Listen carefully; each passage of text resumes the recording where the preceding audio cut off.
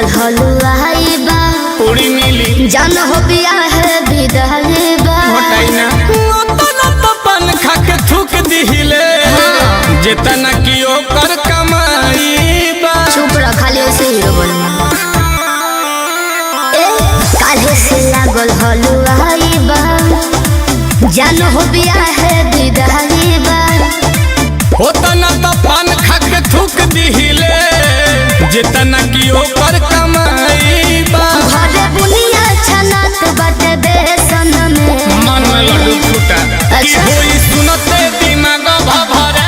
सन में तो चली जाइए सारडी परे सन में अच्छा। तो कही देहि रहलू रिले सन में तो चली जाइए सारडी परे सन में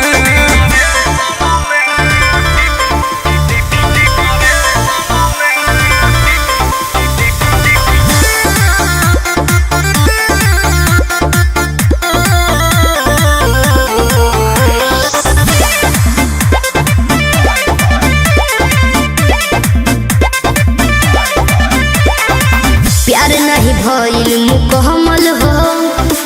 छोटा तारा रे नील कमल हो जे तू के जरी तो हे ठेके न दे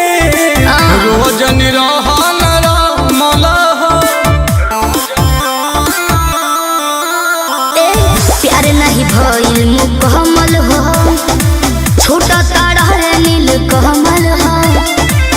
आंसू के जरी तो हे ठेके न दे रोज निरहन रमल हो बड़ी खर्चा हो खता डेकोरेशन में जब यूट्यूब पे अइबू सजेशन में तो चली जाइए सारडी परेशन में तो नाम आई नोटिफिकेशन में तो चली जाइए सारडी परेशन में दिमाग हैंग हो जाएगा तो के सब झेली आहबा।